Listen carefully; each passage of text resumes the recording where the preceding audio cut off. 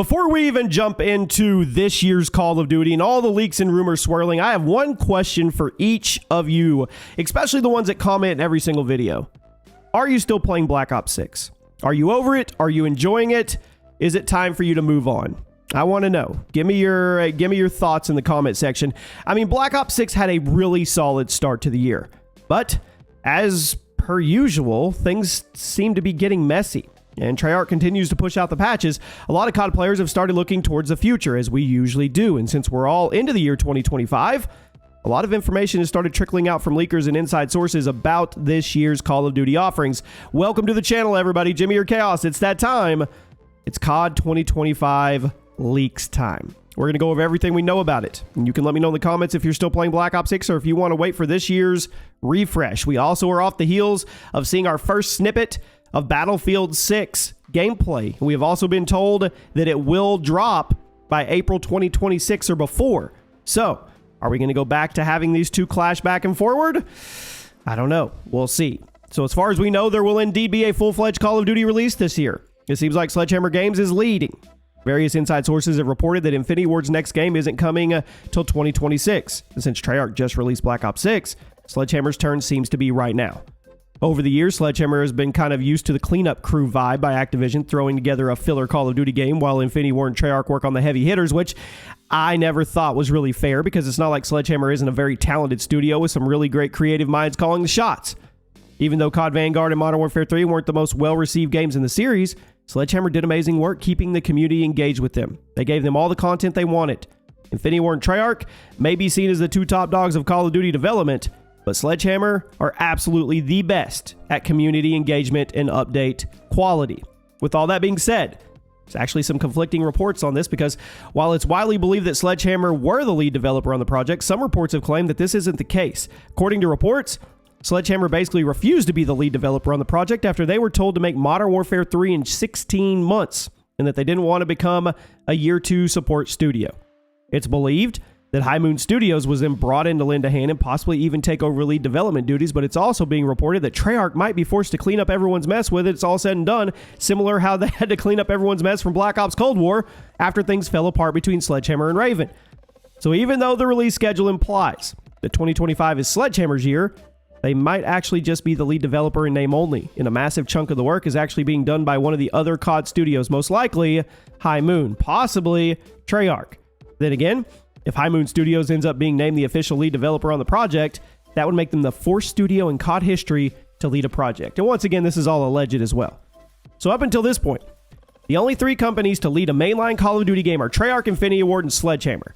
So if Sledgehammer actually does step away from lead development, that could be COD history in the making. We might end up having a fourth mainline developer on our hands, which I think would actually be a good thing because that would mean everyone now has 4 years to make their game instead of 3. Treyarch had 4 years to work on Black Ops 6, but that was presumably because of the way the scheduling chips fell. As of right now, Activision hasn't officially stated that Call of Duty has shifted from a 3-year development cycle to a 4, but if that is what's happening, then we're going to have to bring on a fourth main studio, and according to insider reports, High Moon Studios seems to be Activision's top choice for joining the rotation. But what is Call of Duty 2025? What's it going to be? Well, according to several insiders, it's actually going to be a mini sequel to Black Ops 2. Which originally took place in the year 2025, which was 13 years in the future at the time of the game. But now we are in 2025, which is kind of crazy. According to trusted insider Tom Henderson, the campaign took place in the year 2035, so 10 years after the future sequences of Black Ops 2, and the main character is, yes, none other than David Mason. The plot will heavily revolve around informational warfare, espionage, and conspiracies, just like a good Black Ops story should. An Omni movement will return in both the campaign and multiplayer. There will also apparently be a new kind of wall running where you can use your momentum to bounce off walls or do a couple seconds of wall running if you're moving fast enough. So basically, it's going to be ramping up the movement mechanics from Black Ops 6 and even adding maybe some old jetpack era movement tech in there as well, which that's going to be interesting to see in motion. The skill gap in Black Ops 6 is already insane, and apparently Sledgehammer is just going to try to make that gap even larger. Henderson also reports that the meat shield mechanic will return from Black Ops 6, but with an added bonus of being able to stick a grenade to your captive enemy and kick them at an enemy player, similar to how grenade sticking worked back in Gears of War, which I think it's funny. Is it needed? No, but it's funny. Meat shield comms are some of my favorite Black Ops 6 videos on the internet right now. And if you can now stick grenades to your captive as well as talk crap to them, the reaction videos, they're going to be incredible. The content. The game's multiplayer map selection is also reportedly going to be remakes of all the launch maps from Black Ops 2. Similar to how Modern Warfare 3's launch map selection was all the remakes of the classic Modern Warfare 2. Now the jury is still out whether or not the Black Ops 2 remakes will include any of the DLC. I hope it does. But apparently all the BO2's original launch maps will be in COD 2025 on day one, meaning we will get to relive all those memories that we made on maps like Raid, Hijacked, Express, Standoff, and many, many more. Now, obviously, these maps are going to play very differently than they did in 2012 because of Omni movement and the new wall jumping and light wall running mechanics, but I'm sure these classic maps are going to look amazing, especially remade in the new COD engine, and they're going to play just as good as they did back then, assuming Sledgehammer does a good job updating the spawn engine to accommodate all the added speed. Some of the map remakes in Black Ops 6 have been a bit janky due to how quickly you can get from one side of the map to the other. But I'm hoping Sledgehammer is aware of that, especially after handling all the Modern Warfare 2 remakes and Modern Warfare 3. And yes, it does seem like Gunfight's game mode is going to be returning, which I'm sure is a great news to most of you. Gunfight is absolutely one of the best things to come out of the modern Call of Duty era, and every new COD game should have it as a default. There's tons of people in the community who play Gunfight and nothing else, and all the Call of Duty developers should be leaning into that as much as they can. And in case you were wondering, yes, it seems like the classic Pick 10 system is returning for multiplayer, although I'm not too sure that's actually going to make it to the launch version of the game because Activision wants to cross-promote Warzone as much as they can, and Warzone works off the Gunsmith system.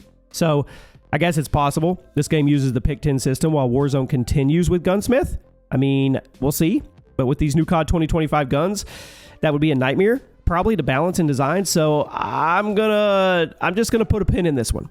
Insider Gaming reported that the Pick 10 system is coming back, but I have my doubts that Activision's going to allow that to come to fruition. I think there's a decent chance they stepped in at some point during development and demanded a shift to Gunsmith in order to make Warzone integration a bit smoother. Now, Tom Henderson's report also claims that Zombies is going to be coming back as a third game mode this year. It will primarily be focused on round-based maps, and apparently the launch map will be this massive experience similar to Transit from Black Ops 2, where it has several small to medium-sized areas connected by some kind of vehicle. I know there's a lot of nostalgia for Transit now, but if you were playing Black Ops 2 back in the day, you probably remember how much people hated Transit when it first came out because it was the only way to experience a classic Zombies mode. Nowadays, we have a nostalgia for Transit because Treyarch added a ton of other really great Zombies maps to Black Ops 2, but I'm hoping Sledgehammer doesn't make that mistake again, like Treyarch did in 2012 by only giving us one way to play Zombies on launch day. Now, Henderson's report also claims the Zombies mode is going to introduce an 8-player co-op, and it will possibly be some kind of classic mode where the game plays more like it did back in Black Ops 2, where all you start with is a pistol and you have to craft your stuff instead of using custom classes like the last few Zombies experiences. It's also been reported that both Outbreak mode and MWZ are unlikely to return in COD 2025 Zombie experience due to the lack of enthusiasm from the community, but it's also possible they get added later as DLC. So with all these recent reports, seems like Sledgehammer is just focused on making some round-based experiences and potentially even a true classic mode as well, but we'll see. Now, 8-player co-op Zombies does sound pretty wild to me.